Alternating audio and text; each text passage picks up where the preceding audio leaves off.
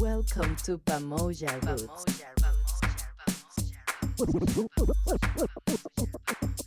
Welcome to PamoJah Roots.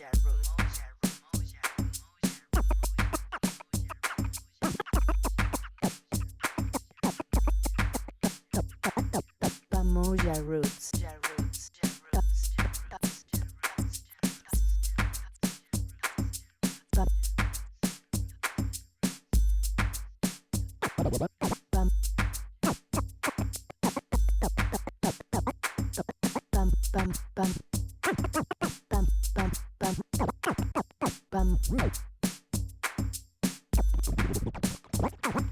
PamoJah Roots.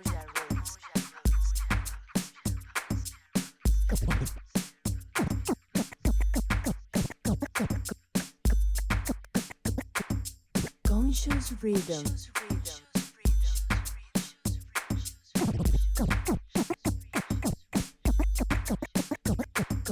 Conscious rhythms.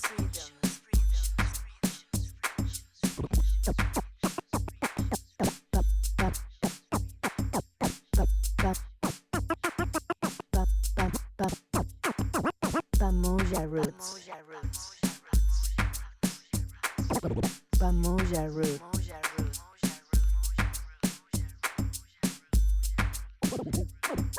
Welcome to PamoJah Roots.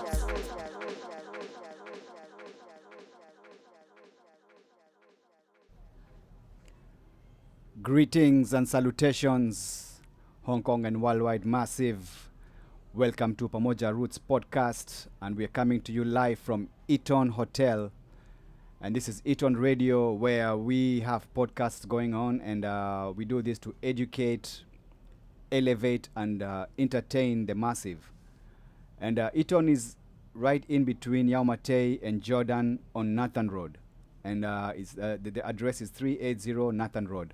They have a food hall here where you can come and have some good food, from Japanese to, there's so much going on around. And behind me, there's a buffet that goes on every day in the evening and lunchtime. And they have floors that have rooms. They have a bar called Terrible Baby, which has a very big terrace. And every weekend, they have DJs coming through. I also DJ there, likely like once a month. And it's very nice. The drinks are a very good price. The food, the snacks, everything is really good. And you have a big balcony where you can look outside and have fun. So my name is Rahyym, and I have my guest today, Sanday KC, all the way from Zambia. And this is the 7th episode of PamoJah Roots. So PamoJah means together in Swahili. And the roots is where we all come up from. So we are like in the same forest, different trees, but deep down, we are all combined from the roots. Everything is connected. And so I have met Casey like a couple of times since I've been in Hong Kong. But I have been following what he does. And just to put it shortly, this guy has a big heart for helping out people. Why do I say so? To be honest, you wouldn't find many Africans going out of their way and doing like full-time volunteer jobs. Not, let's say full-time, like mostly during the weekends, in the evenings. But my friend here, Casey, does that. He's from Zambia. And if you talk about the beach cleanup, talk about helping the needy, feeding the homeless, all that this guy has been through. The last time we met, we were actually cleaning up the cemetery for the World War veterans? The Hindu cemetery in Happy Valley. In Happy Valley, that's right. Yeah. And so he has received awards, certificates, and just last year he was given an award by the government for being one of the best volunteers in Hong Kong. That's right. Yeah, well. He's been featured in the South China Morning Post, which is really big, because I was reading the article, I was just like, wow, it's a huge impact to see that when you're here, you are also doing something positive, as opposed to what people may perceive of like Africans abroad. And not everyone has got a really special light on Africans, but what you do really keeps us in that moment where people say, oh wow, he's from Africa and he's doing this in my own country, maybe I can do better too, you know. Yeah. It gives us hope and inspiration. So, welcome to the show, Sunday. It's a pleasure to be with you. Thank you and so much. I'm really happy to be here. Thanks for inviting me. It's an honor really to be Yeah. here. Yeah, this yeah, platform man. I think is a really good opportunity for us to catch up since the last time we met. Yeah, man. Yeah. Yeah, so, Casey, let's see. I want you to take us back, like where you were born, raised, like what values did you have? Because I think, like, what you do is not something you just started, like, just recently. It's something that must have come from a very, you know, a place brought up by parents or the society. So, tell us where you're born, raised, and like what you went through as a kid. Well, I'm originally from Zambia, as you mentioned. I was born and raised there. I Yeah. spent most of my formative years in Zambia, Yeah. and I come from a family of four. I'm the eldest and the only boy. I have three young sisters. Ah. Unfortunately, I lost my dad in 2014. I was Oh. here, so I had to rush back home. Oh. And my mother's still Sorry. alive, and so I only have ladies in the family, and I'm the only Yeah. man of the family now. So Yeah. In terms of growing up, I think I grew up in a relatively good family. We had a very good connection and bond. We enjoyed our life just like an ordinary, normal, typical family. Yeah. Yeah, did all the things that everybody did. We went to Sunday school, we went to church, we had good meals on certain days or certain times of the year to celebrate certain occasions. Yeah, man. Yeah, so it's really just a typical ordinary family, and with lots of fun, of course. Sometimes sibling fights and things like that. So it's just a Yeah. normal family that I came through or I was born through. Yeah. Was your family like religious? Did you go through the religious activities? We're religious, yes. We are a Christian family, and Zambia was a Christian nation, is a Christian nation. So Oh, wait, Mo- wait. yeah. But there must be some Muslims and Hindus. Oh yeah. And Absolutely, yes. We Okay, have, okay. I think, a multi-religious country. Okay, Oh yeah, multi-religious, there's okay. different religions which are actually acceptable. Yeah. In our country, they do practice different religions, and it's Yeah. quite open. It's enshrined in the constitution, so everybody's got the right to practice a religion that they want to practice, which is pretty nice and interesting Yeah, for man. that country. Yeah. Yeah, man. So, as you are growing up, and in primary school, I know we all have this idea of what we wanna be when we grow up, and what our parents want us to be when we grow up. Was it also for you the same case? Like, did they have expectations on you, or were you just like a free? Obviously, yes. Parents want you to get one of those. I don't know how can describe some of the jobs that are regarded as high profile or Yeah. high paying jobs. You have to be a doctor, you have to be a pilot, Yeah, man. engineer, things like that. Yeah. And it was pretty much the same as me. My parents had different expectations of me, but then my passion and interest was somewhere else. Yeah. I wanted to be on radio before, Yeah. and that was what I wanted to do. I listened to a lot of radio. I had so much good influence around my neighborhood. Yeah. People that were older than me, they would listen to Bob Marley, Peter Tosh, different old music, and that Yeah. I think grew into me. So I spent most of my time listening to radio, and at the time I think radio was a bit difficult to catch. We were catching sometimes foreign radio in different countries, in Yeah. shortwave and things like that. Yeah. Yeah, sometimes it just cuts off and things like that, but had to make time. Also, we had landlines those days, so Yeah. for me I would steal our home phone just to make a phone call to a radio station to ask for a song to be played for me. Oh. And at the end of the month, my dad would get upset because there was a bill that Yeah. came, and certain calls were made and nobody knew who made those calls, when it was me actually phoning different radio stations just to participate on phone-in programs. Wow. And also just to speak to the person on radio behind the voice on radio. So that was exciting, and I think that also developed my interest for me to want to be on radio. Yeah. And I went through it, but I took a different path. I didn't really go to school or specifically for it. Yeah. I took a different path. I went into mass media and journalism. So I did Yeah. mass media and journalism, and part of it we had a course in broadcast journalism, which also involved radio production, but not really Yes. being on the decks and on turntables. That didn't come Yeah, from yeah, school. that's It was true. just interest from outside, really. So my family or my parents had different expectations from what I wanted to do, and partially I think I did achieve it. I went eventually on radio at some point, Yeah. and over time I grew out of it and did something else. You know. Wow. So, how was it? Did you listen to the also? Did your parents also listen like music at home that influenced you, or was it you just being on the radio listening to music because it's on the radio and that's what you felt you liked? I think they did. They did quite collect a lot of vinyls those days. Yeah.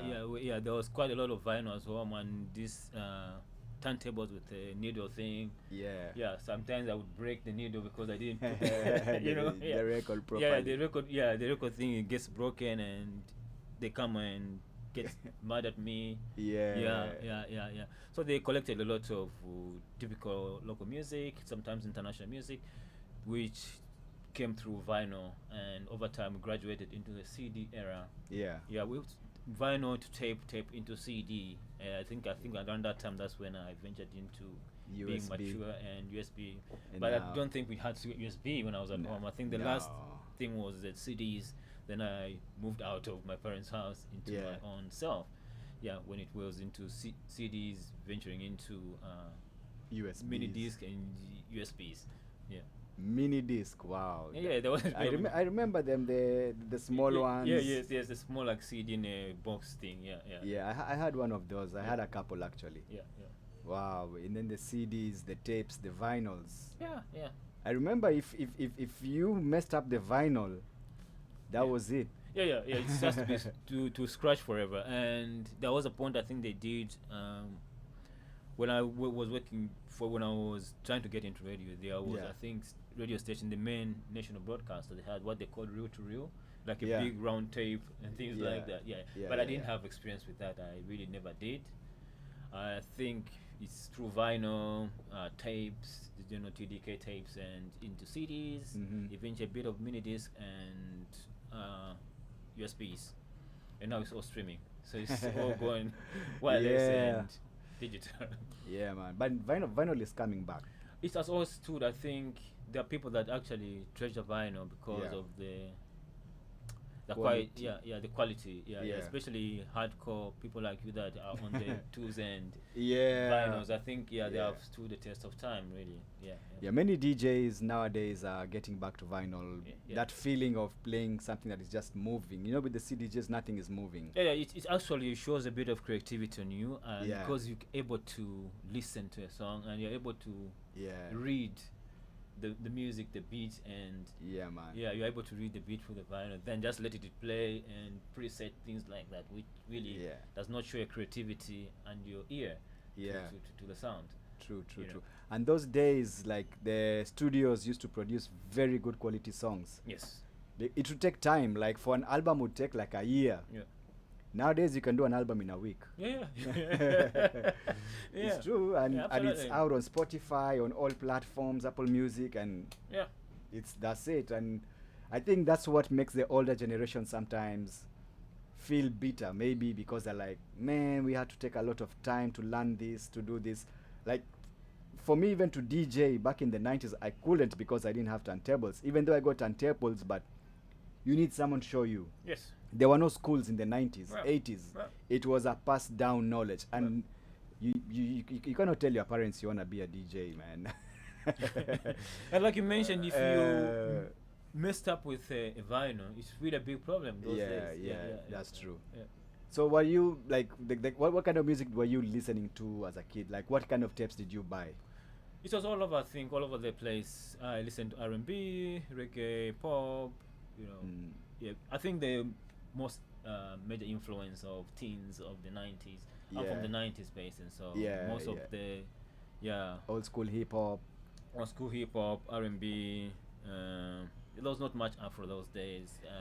So mostly it was African. Mostly of the Afro was from like Lingala, the DRC, from Congo. They're the ones who took that market. Like, you wouldn't hear a song from West Africa those days. It was far. They felt like it because maybe we didn't understand what they are saying. And while Congo is closer to home. Absolutely. Yes. It was actually a huge influence in Zambia, I think, at Kenya. some point. Yes. The Lingala kind of music. was very huge at some point. I think Rumba and Rumba, Lingala. yeah. Let's say Cameroon, all that. Yes. They had that big influence in like African music. Yes. There are only clubs dedicated that, just that, that club, they only play that kind of music Yes. from 6 p.m. to 6 a.m. Yeah. Yes, the Zankalewa, the original version. Yes, yes. Mascacle. Yeah. There's Thomas. San Fan Thomas. Yeah, and the that kind of- Alus Mabele. Alus Mabele, yeah. Man, those. I remember as a kid, we used to have these programs that used to come on TV, Music Time. Yes. And they used to bring those artists from even Lucky Dube, and you're like, wow, like and what he used to sing at that time didn't make sense as kids. But now, if you listen to what Lucky Dube was saying, like, to find out, like, really, he was somehow right. Yes, we had those programs, I think, on Zambian TV as well. Where they bring artists they bring their music, they were showing their videos. Yeah, Maybe, man. music time, music spotlight, and things like that. Weekend sounds on Saturday, or things like that. Yeah, man. 90s as a teen was a good time. Yeah, it was. It was evolving. Really, there's quite a lot of, So were you rebellious? Like, did your parents at one time, you and them, have this back and forth about life, the path you wanted to take and the path they wanted you to take? At some point, I think, it became a problem, because I think being a DJ or being on radio was not seen as, as a career. As a career, it was just more like passing time. Yeah. Most careers they looked at would be being a doctor, being a pilot, That's true. engineer, something like that.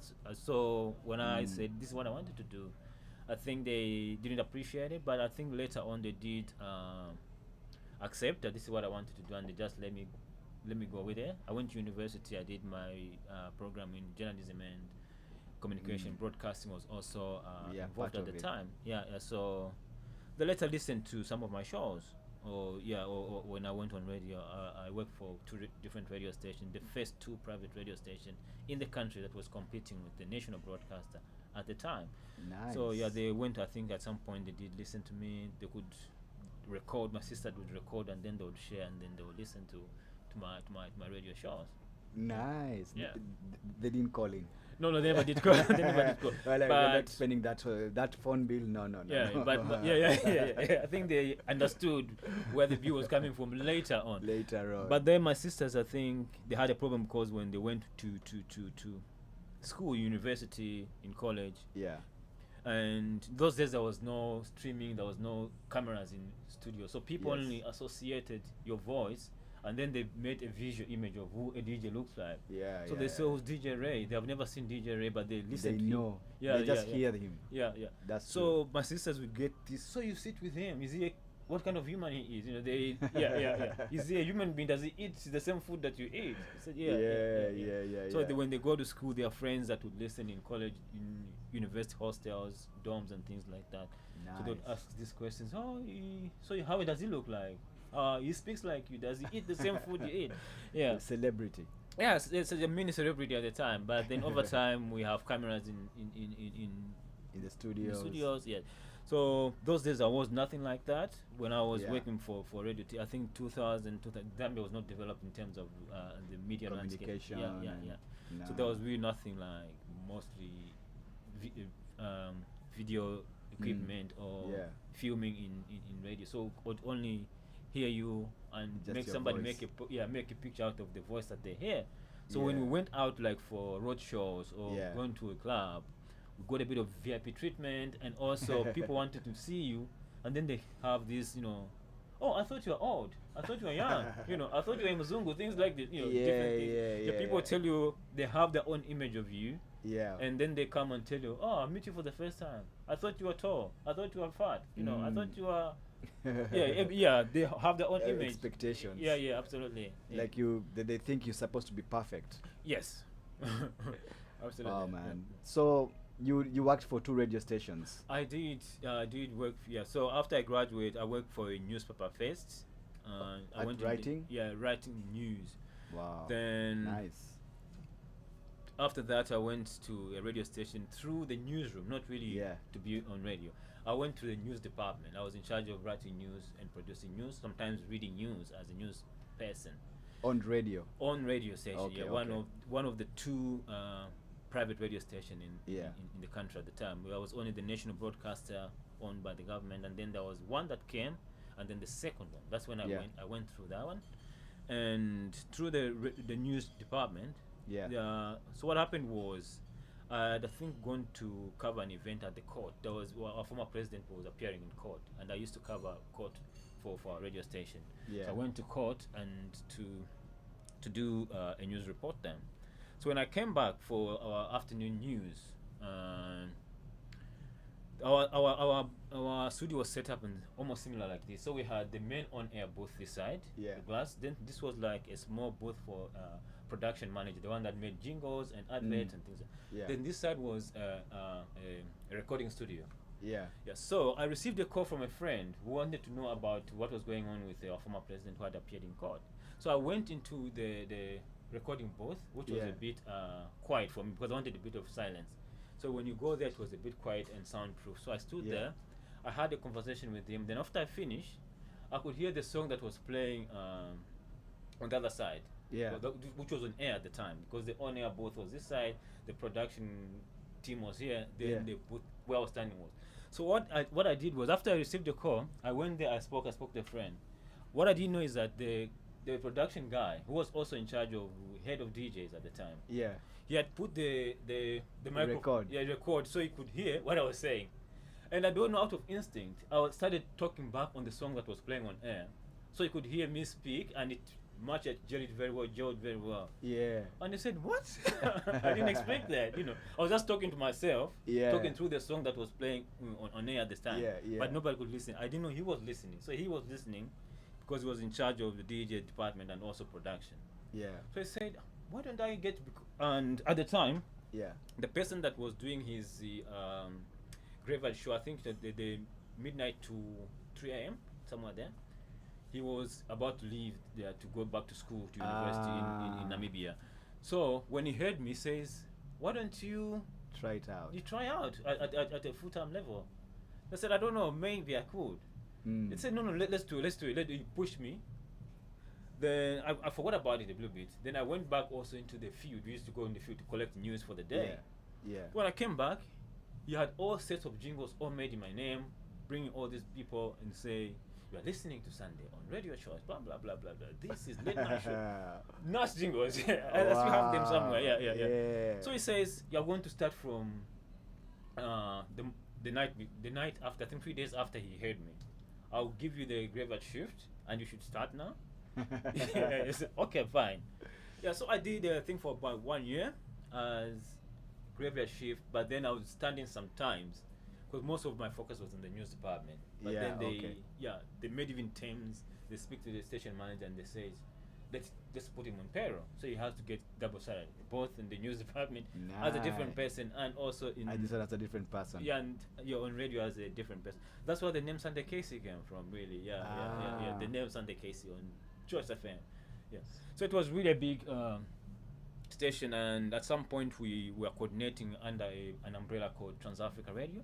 So we worked with the different radio stations. I remember Kiss FM in Kenya was part of the Yeah. network, Energy FM in Namibia, and Clouds FM in Tanzania. Then there was Choice FM in Zambia, and the whole base was based in Johannesburg, South Africa. So we had these syndication with different radio stations where we would rebroadcast what was being broadcast in Zambia, be heard in Tanzania, in Kenya, and vice versa, like that.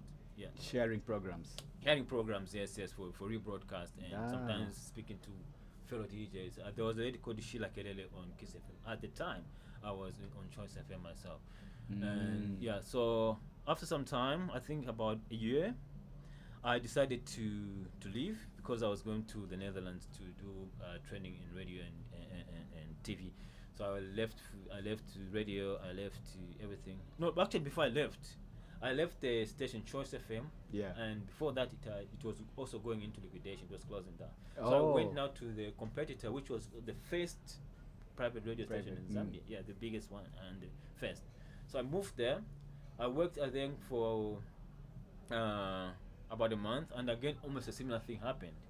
two of my Oh. colleagues that were working, I went through the newsroom as well. Yeah. Two of my colleagues that were working with at the other radio station, Yeah. they went with me to To the new. yeah, the to new the new the other one. news station, and there they spoke to the guy that was in charge of Programs. programs and DJs. Like he was making the Mm. rota for DJs, rostering and Yeah. scheduling DJs and things like that. So they spoke to him that why don't you try some? Then he says, actually, I used to listen to him when he was at the other yeah, radio. because we were competitors at the time. Yeah. So you have to listen to your competitors and things like that. So know. he would listen to me, and we used to live in the same neighborhood. So one time he was doing, I think, an evening show from I think 6 to 10. Mm-hmm. Yeah, 6 to 10, then 10 to midnight. Yeah, yeah. Then there was nobody to fill in for 10 to midnight. Then. That's when he asked me, says, do you want to cover this slot?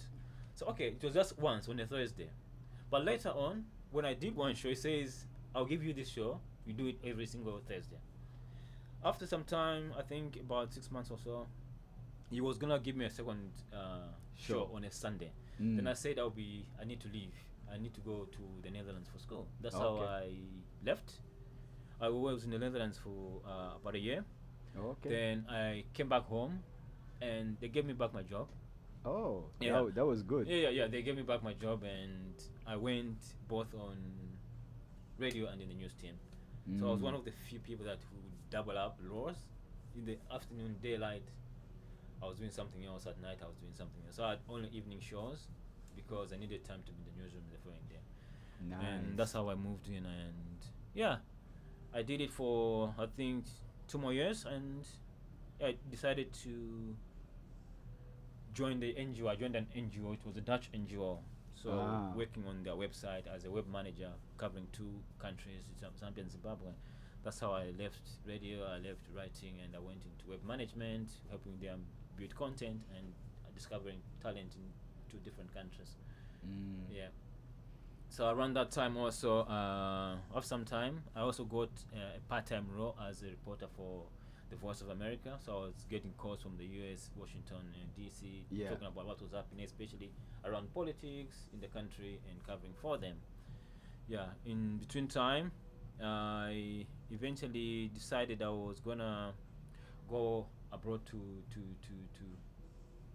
school again. And that's how I decided to leave everything, and I went to Berlin in Germany.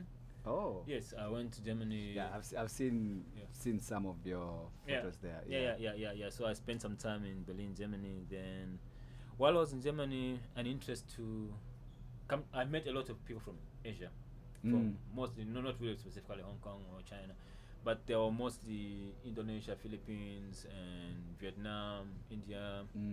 Yeah, but I had a lot of contacts through them, Malaysia, Singapore, and yeah, I stayed there for some time. And when I was working in Germany, I was working for a newspaper, both English Okay. and both German. English and German. Yeah, it was a bilingual.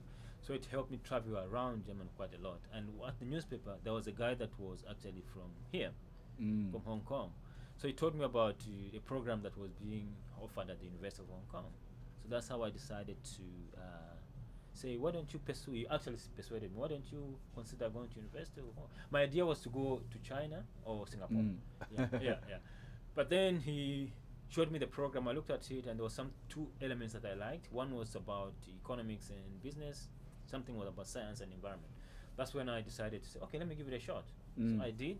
I applied to 2 universities, one in Hong Kong, one in China. They both accepted me. But in China, I think they said you needed to learn at least 1 year of Mandarin. Yeah, then the program will be in English, but you needed at least basic. Then Hong Kong one didn't have this at University of Hong Kong. So I decided to do the shortcut, the quickest route, and that's how I moved to Hong Kong. So I came to Hong Kong. I arrived on the 23rd of August 2011 in that evening. First time to land in Hong Kong, and very humid. Oh yeah. Yes. August. Yeah. It's the summer. It's on the peak. Yeah. It was humid and hot. I had my jacket on, and yeah. That's how I landed here, and found myself in Hong Kong. Yeah. Coincidentally, over time, I think the first 1 year I was here, the idea was just to study. It was a 1 year program, master's program. I studied 1 year. After that, I would go back to Germany and continue my life. But over time, within the same 1 year that I was here, every holiday Yeah. I would travel around to meet my friends now, the ones that I met in Netherlands, Yeah, Germany. Germany. Yeah, Vietnam, Philippines, Cambodia, India, Bangladesh. So I made sure that I traveled every single opportunity I had. But eventually, that knowing that I was gonna stay forever, I got a job before I actually graduated Here in Hong Kong. in Hong Kong. Yes, Yeah, yes, yes. man. Yeah, I Yeah, got a man. job before I actually graduated officially. I went to my graduation when I was on probation. They allowed me to go when I was on 3 months probation. Yeah. To go to graduate at the exhibitions. No, the Asia Expo at the airport there. Yeah. So I graduated in November 2012. Yeah, but then I had Yeah, a yeah. job That already. was I was 1 year. Yeah, 3 months already in the that job. was lucky. That's Yeah. a good So thing. that's how I ended up staying. Yeah. Mm. So I was officially graduating and Working. yes. Wow, that was really good at that time. Yeah, and yeah, the city was really nice. I decided, Yeah. let me give it a shot. Let's see how it goes. And now here I am, almost 13 years. 12 years Yeah, 12 later. years now. I'm still here. Oh man. So the time you came to Hong Kong, like you'd been to Germany, you'd been to Holland. Yeah, Holland. Did you learn any German? I learned a bit, but I forgot over time. Yeah, At the over beginning, time. yeah, because I couldn't Dutch. practice. Yes, also, yeah, the basics. Mm. And for German, it was actually a must because it was a bilingual publication that I worked for. So Oh, so you had even to write. yes, yeah, I got even I think a level 1 certificate or something. They give you a certificate for each level. I did up to level 1, and they give me a small certificate, which I still have. Yeah, man. Yeah. So when you arrived in Hong Kong, like what was the culture shock you had, like apart from being in Europe and you being in Hong Kong, because you hadn't been to China, you hadn't been to Asia before. I was in Singapore before briefly for holiday. But Yeah. Singapore is quite diverse. Yes, Like this yes, is yes, multicultural. and that was the only place I'd been at the time. So Yeah. it was Hong Kong was my first real going to stay, or long term.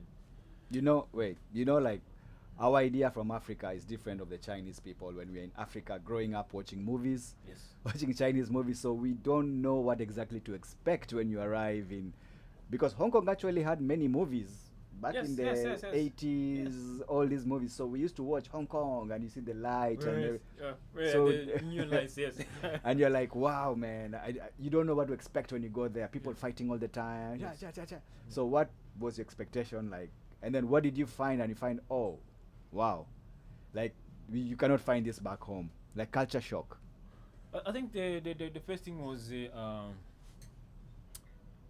how people were, how crowded it was. I didn't know Mm. it was this crowded, that people are so packed Yeah. in a tiny place, and the high rises within the city itself.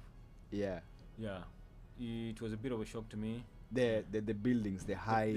Yes. Just when we are landing into Cheplap Kok Airport, there. Yeah. Seeing the building passing there, then going through from the airport to the university, because that's where my home was. My first home was. Yeah. Yeah. So it was a bit of a shock for me. I didn't expect that, and for the first time, I went to buy a Octopus card. Yeah. Yeah, I went to on a Sunday to Central, and when I saw the Filipino ladies sitting on the weekend on the Yeah, Sunday, I thought they- they are all Chinese people. Oh yeah, there was no. I didn't know the difference at the time. yeah. All of us. Yeah. I didn't know, and actually back home, up to now, I don't think they differentiate who's who. They don't. Yeah, they'll just say they're all the same. Yeah, they look the same. That's true. Later on, I discovered that they also say the same about black Africans. people. Yes. In China especially. Yeah, they think they were all look the same. Actually, China, many Africans can use, before they would use passports of anyone. Oh. Like Africans, and they just go to the airport and they just show passport of someone else, and they'll just pass because. Yes, they I all have look the two same. friends actually in university. I went for lunch in the canteen. Yeah. Then two girls from mainland, but then they were in the same program with me. They said, Sunday, we just came from the airport and we saw you there. How come you move so faster than us that you come to get the lunch? So, no, I was not in the airport. They have always been around here. I was within university. I just came to have lunch. Yeah. So no, but we just saw you at the airport. We are coming from the airport and we saw you there. I said, what? Oh yeah, we saw somebody. Yeah, they didn't Yeah. look like we saw you there. Yeah. But over time, I came to understand also that it's difficult sometimes to determine, but I found a way to understand or to differentiate also. Yeah, with time. Yeah, with time, But at the beginning, it was difficult for me to determine, to decide. Yeah, man. Yeah. I think even for me then I went to China because I came to China first. Yeah. And then I came to Hong Kong. So Hong Kong, when I saw all of them, they all look the same. Yes. And if someone told you that I'm from Korea, you're like, yes, Japan. Japan, Vietnam, like they all just look the same. But with time, you get to know more about them. And then what about the food? Because it's quite different from back home. There's no shima. Yeah. Also the food. I actually, some point, I thought I would live only on McDonald's. Yes. What you didn't like the Chinese food? No, I didn't, and I thought I was gonna be eating McDonald's only, but at some point it became too expensive and I got too hungry. I decided let me try. Slowly I went into small little shops and getting vegetables and things like that. Eventually, you had to cook. Yeah. But you at that time, did you like at one time come to Chungking? Because Chungking, I believe, in 2011 had African restaurants, but in those in the hotels, Mirado, in the hotels up, like they have some secret rooms that they sell some African food, and you can find Tanzanian, I think even Kenyan, Nigerian, and all that. Did you ever try at that time? So this is what happens in this way. When I arrived, also, I thought I was I was one of the few black person on HKU in Hong Kong campus. But so when I arrived it was a Wednesday, 23rd of August, 2011. I was walking around the university trying to find where to get water, because there was nothing. I have to get water and a few basic stuff for myself. Yeah. So I was walking around. Then another black gentleman, older than me, was approaching near the bank. There was a small bank within the university. So he was walking. Then later I discovered that he was actually a lecturer there, and he had come in June. He arrived in June. I came in August. So he came in June. So he gave me his card and says, "Oh, I'm also a bit new. Do you wanna come and meet up someday?" So, and this is the first black person I see after myself. He was from Cameroon. Okay. He was from Cameroon. So he met me there. Then on a Friday, I met him on a Wednesday. On a Friday, actually the card he gave me out only email, and I didn't have phone. So I wrote him an email. Yeah. And he replied me. He told me that on Saturday I'll be going to Lantau in PO. It's a small island.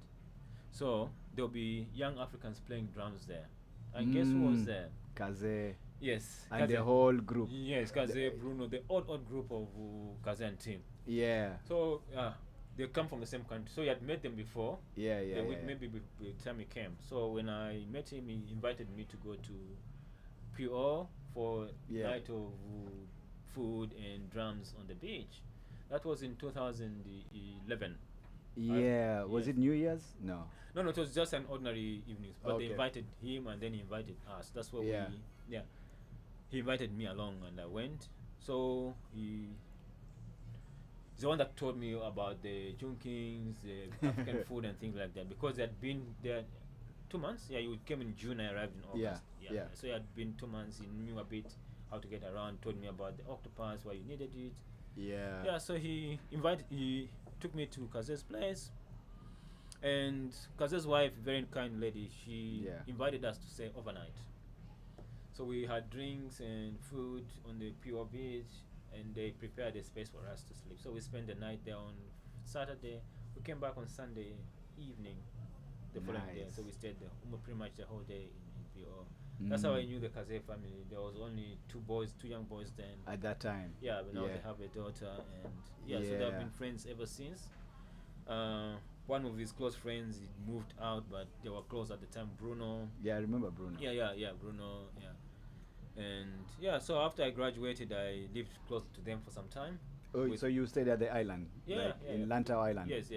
And interestingly, beyond the island, there was a group called the Treasure Island. Treasure Island, the one that was with the bar. Yes.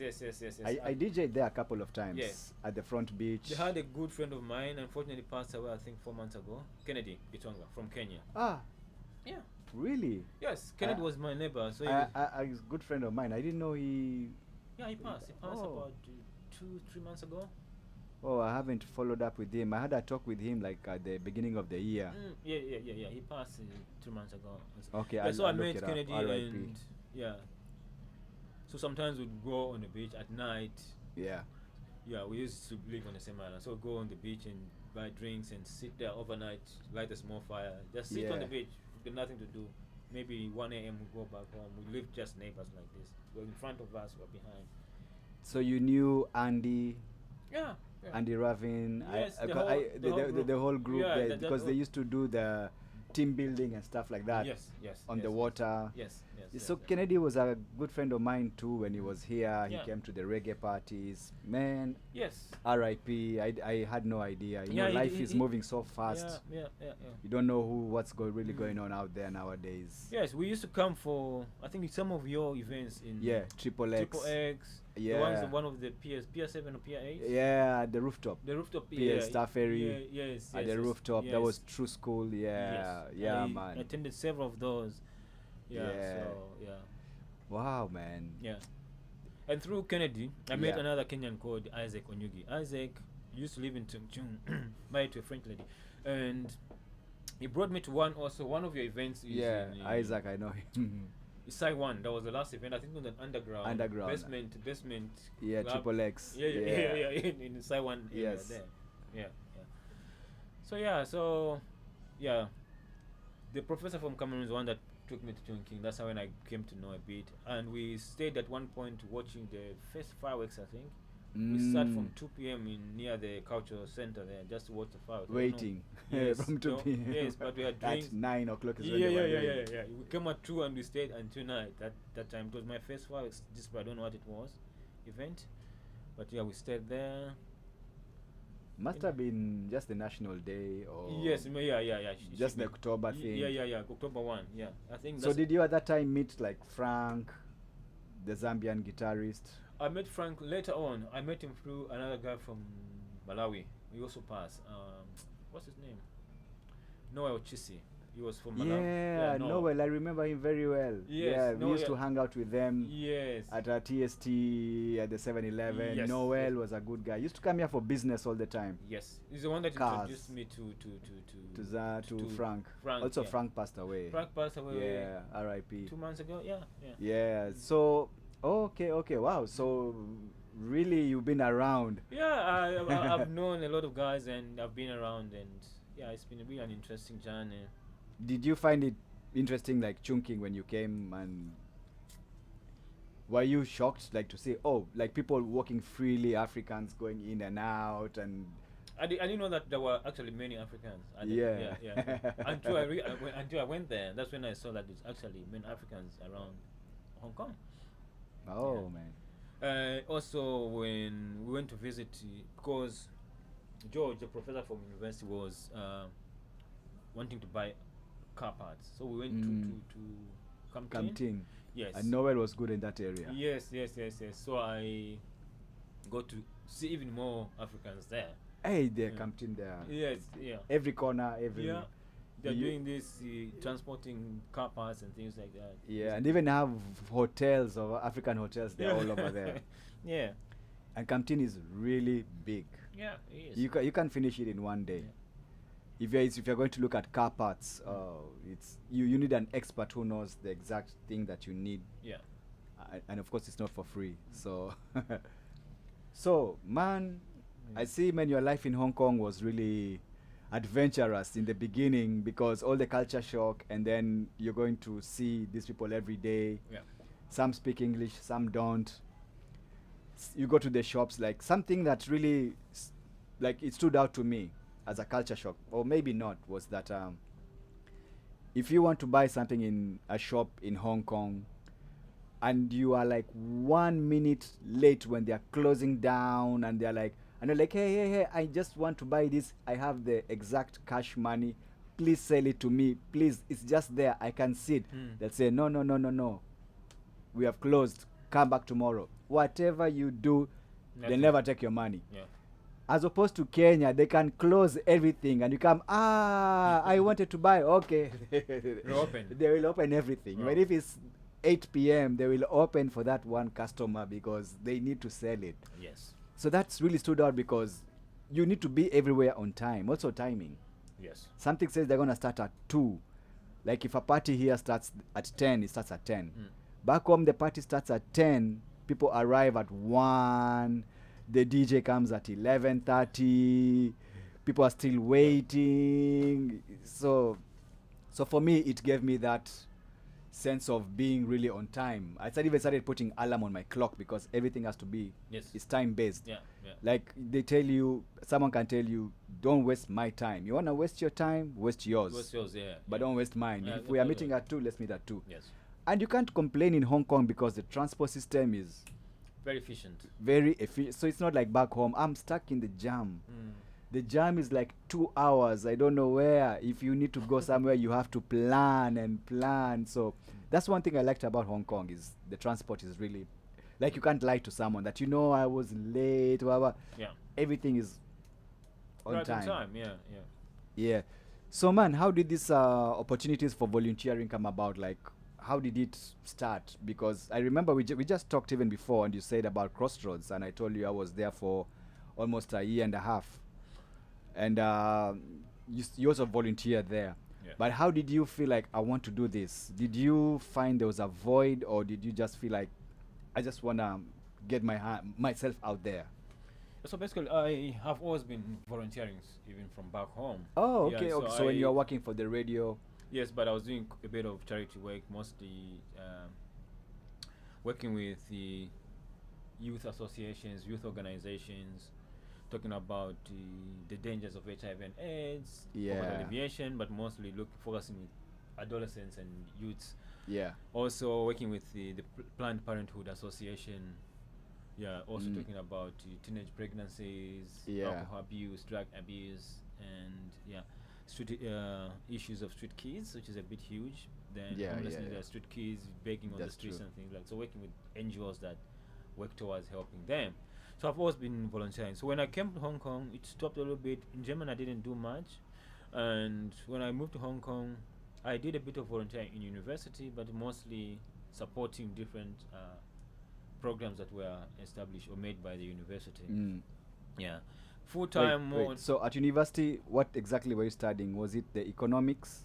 It was a master's in journalism and media communication. Oh, it was the same thing that you are pursuing back home. Yes, but at a master's at level. a master's level. Oh, okay, Yeah, okay. That's cool. Yeah. Cool. Okay, and then? Yes, and so they would organize maybe sometimes a visitors program to university, welcoming people from Yeah. outside university. So they would need volunteers maybe to work as guide people Ah. in the university, where Yeah. to go, where to register, and things like that. They have what they call information day. It takes place every year where they welcome people that would want to come to university. So they ask for volunteer people. So that's how we started. Then one time they organized an overnight event at the Science Museum, more like a competition for high school kids, and they wanted volunteers also overnight to work. I volunteered there. Eventually, when I started working, it became a bit difficult for me because that time I was a bit new and younger, and it was difficult. I stopped, I think, for about a year or two. Then suddenly, the interest grew later on when our company was getting involved in some of these CSR projects. Okay. Yeah, and that's how I grew the interest to start doing it. And when I went to one of our company sponsored event, I decided I wanted to do it more, but on a personal level, not through the company or through anybody else. So I started doing it on a constant basis, but then working with different NGOs because I also like to try out new things. Like, for example, the one we did at the cemetery. It was the first Yeah. time I did that, and it was Yeah. quite unique.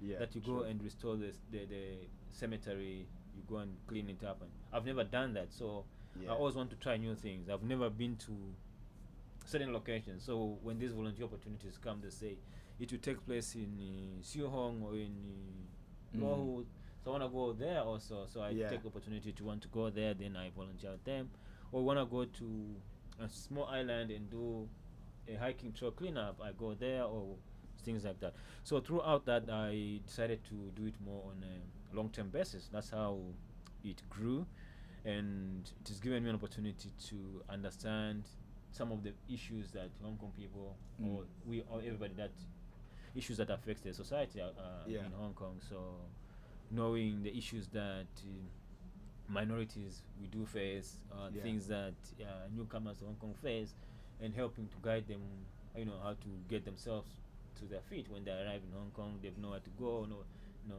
Yeah. nothing to do, nobody to help. If they can find help, Yeah. then also the locals themselves, there are issues that only affect locals. How old people that live alone, isolated, and things like that. People that are homeless.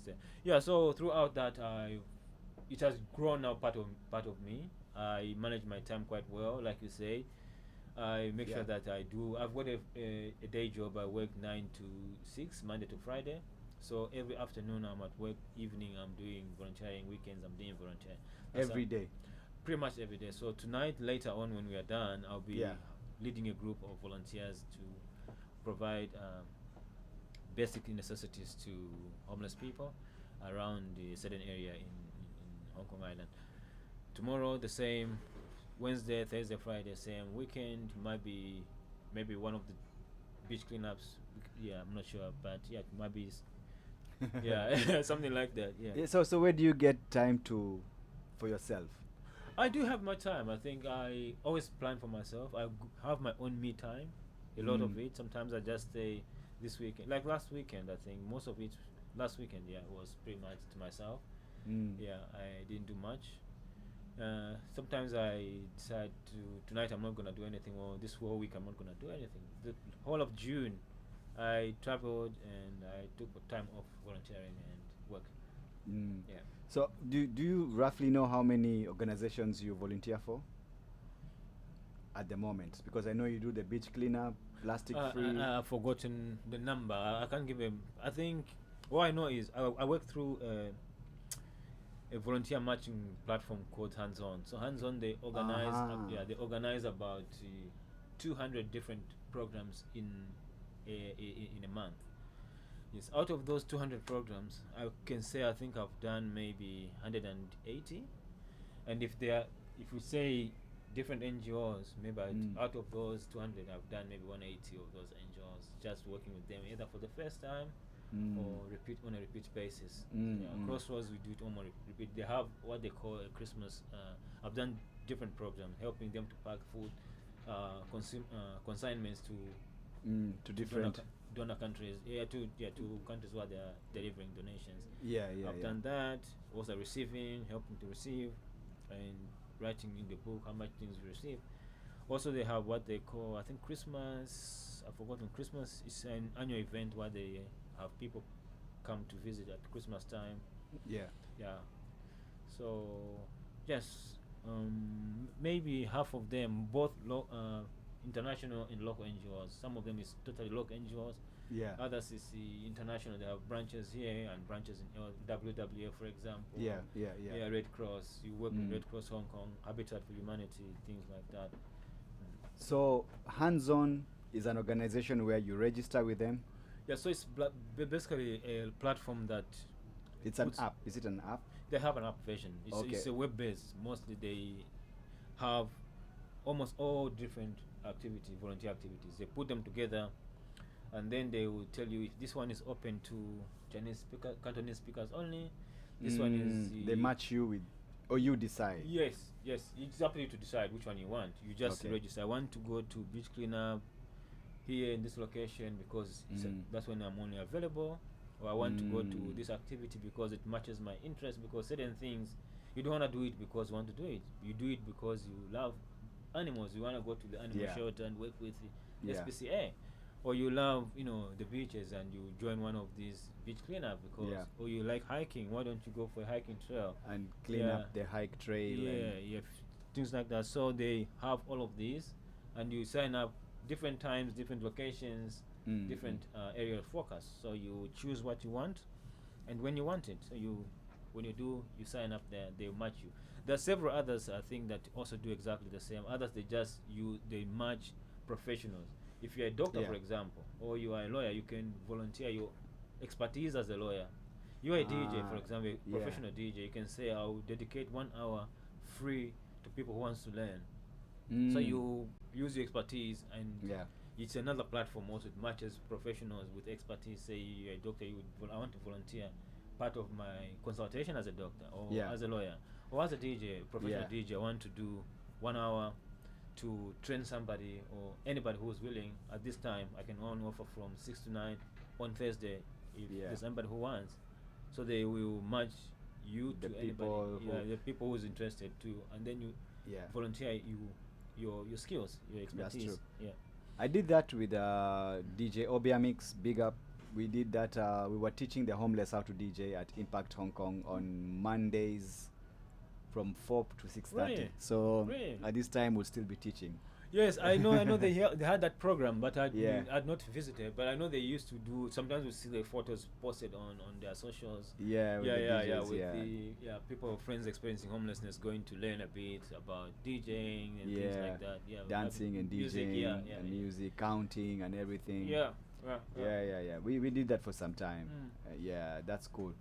So all this that you were doing for so many years, and then boom, the pandemic hit. Yes. What was hard at that? 2019. Yeah, what was hard at that time? Because I guess the volunteering went down a bit. Yes, it shook, I think, the volunteer community or the NGO community, in the sense Yeah. that most programs were suspended because government was not allowing people to gather in groups. Yeah. Certain programs require face-to-face contact, so there was no face-to-face. You couldn't Yeah. visit old people's homes. Yeah. You couldn't to sometimes go in groups to go and help the people that are experiencing homelessness. So Yeah. it became difficult. We had to cut the numbers, maybe 3 or 4 people, because there was that 4 group gathering. Yeah. The gathering band. 2 people, Two- 3 yeah, yeah. people. If you're more than 3 people, Yes, you get a ticket. and then you have to stand like one there, one there. Yes, also yes, just to move in a one group. If you're not Yeah. family members, you move. Move this side, move that side. Keep a distance. Seems like it was a really long time ago. Yeah. So that's how it was. It was difficult, and most NGOs, I think, even some shut down because they couldn't Yeah. sustain themselves. Because Yeah. most of their programs are face-to-face based. Yeah. If you cannot do face-to-face for more than 6 months, how are you gonna survive? Yeah, that's Businesses that make profit fail. NGOs that don't even have true. Make source of- anything. yes, they had to pay they had rent to pay and stuff. rent and yes, admin fees. So most of them, it was very difficult for the people themselves. Also for the volunteers as well. It became very difficult to join events because people have family. You live with family. Yeah. You have old people. You have Yeah. younger people, kids. Like a boy like this. So it's difficult for to go out and then come back and exposing your family to Again. COVID. Yeah. So most people say it's better we stay away for the safety of our family, our household. So we lost volunteers in terms of mobilization. NGOs themselves shut down some of them because they couldn't sustain themselves. So COVID affected almost all of us, but also it was a good opportunity to learn how to diversify, to do things differently. Yeah. Yeah, getting vaccinated, those that were able to get, Ah, getting masks. somehow. Yes, getting masks. You find a way. You find a way. Yes, NGOs that only rely on face-to-face had to learn how to do things online. Mask, Yes, online mask, teaching. introducing masks, social distancing, sanitizing, and also doing things online. If you can do it online, no need. For example, Christian Action Center for Refugees, we are doing helping with teaching kids. At some Yeah. point, when COVID came, I think it became difficult to go on face to face. And so you had to. Yeah, we online. do help them online to do it online. So different NGOs like that. It was a challenging time, but also exciting in the sense that it helped people learn how to Yeah. diversify and do things differently than the online. Learn new things. It helped people learn new things. NGOs themselves, volunteers themselves. Man, that Yeah. I know it was a tough time. It and was. I'm really glad like people came out stronger. And so what's the way forward now? You still with hands on? You still doing volunteering? Do you plan to start your own organization one day, or yours is just on a personal basis?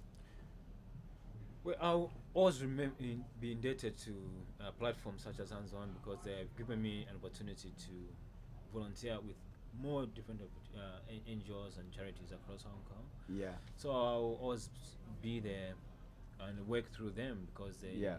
one of the big charities that has helped me and exposed me to different other NGOs. In terms of my own NGOs, I might do something, but it's not in the short term. Okay. Because I need to find a niche other than duplicating what else is Yeah, being or done even- already. yeah. Why not just use my available resource to help the existing ones? If there's an opportunity for me, I need to find a niche. What is it that is lacking? What gap should I need to cover? Yeah. I need to identify the gap, then establish my own NGO that covers that gap or that need. I need to do a first needs assessment, then determine, okay, this area is an Needs. issue. Maybe I can start something here. So I might do something, but it's not really the short term. Okay. Right now I think my focus is helping whatever is available, and in every possible way I can, where my expertise, experience, and the help is needed. So I'll go there if man. they need my help. If they want to do to come and do cement at the cemetery, yes, why not come there? Yeah. They want somebody to support, to be cheering the athletes. Yeah. I go there and just stand there to give them support and keep Yeah. them to move on, and win the final race. So, man, how did it come about that you got the government award for Hong Kong Volunteer of the Year? Well, I think they do more like they did do these awards every year, Yeah. and then they recognize people that have contributed in various ways to the community or to society within Hong Kong. And luckily, I think they recognize the little work that we have Much been, work. we not have been little. doing, and eventually it came through the Agency for Volunteer Service, and it was a joint accolade, a joint award between the Agency for Volunteer Awards and the Nice. Home and Youth Affairs Bureau under the Hong Kong government. So they do this. So this year they'll have somebody also. They'll award different recipients like that. Yeah. And I was lucky that they recognized the previous year in 2022. So looking forward to That's the next. post-pandemic and after struggling and then I think for us it was difficult because it was right in the peak of the pandemic when it happened. So yeah. one of the few people, I might say, maybe that's where they might have recognized, is that I was one of the few people that went out at the peak of the pandemic. Wow. We did it when it was difficult to Bigger. go out there. Thank you. That's recommendable, man. Yeah. That's really cool, man. I'm really glad to have you here, and I see our time has really gone. Perhaps we could have a part 2 sometime, if not this year, in the coming year. I know you're still in Hong Kong. You can always come back. And if you want to go back to have your radio show, man, you're always welcome here at Eton. You can talk to me. I can talk to the guy who does all this, and we can give you your own show. You can invite other volunteers, and they can talk about hands-on or the different. You said they're more like 180 NGOs. They can all talk about what they do and stuff like that.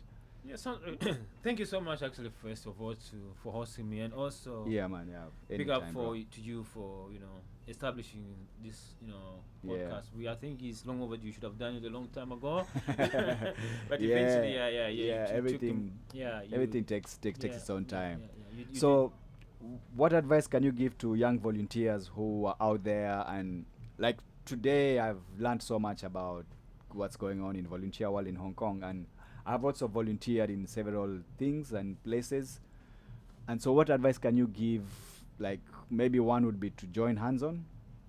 Yeah, I think the first thing is to find a match. Find something that you interests you. Yeah. I think it's easier that way than doing something without really getting to do something out of wanting to do it. Do it out of passion. Find Yeah. something that interests you. If you are a sport person, Yeah. find a volunteer activity that is sport oriented. If you Yeah. are into animals, find an NGO Yeah. that is looking after animals or animal welfare. Then just start maybe with the 20 minutes a day, 20 minutes a week, then build up like that as you gain more experience and you have more time. Yeah. It can be time draining sometimes, and so start small and build up from there. Find your Nice. passion and then develop and grow it as you go on. Yeah, man. Yeah. That's nuggets of wisdom. Absolutely. Yeah, man. And it's true. To either sustain and be consistent, you have to find something that you love. Yes, it's much easier if you have passion to do it, or do it because you're being asked to do it. Yeah. Don't be don't be volunteered, but be volunteer. You volunteer it, not being told to. But sometimes Yeah. they ask you to do it because I want DJ Ray to come here, not because you want to come. Yeah, know. yeah, that's true. Yeah. Man, thank you so much. Thanks so much again. PamoJah. PamoJah. Like I said, I will invite you again because we were just talking today the first time, and then later on we can talk more and discuss more issues too that is affecting, Africa, Hong Kong, and how we can help each other.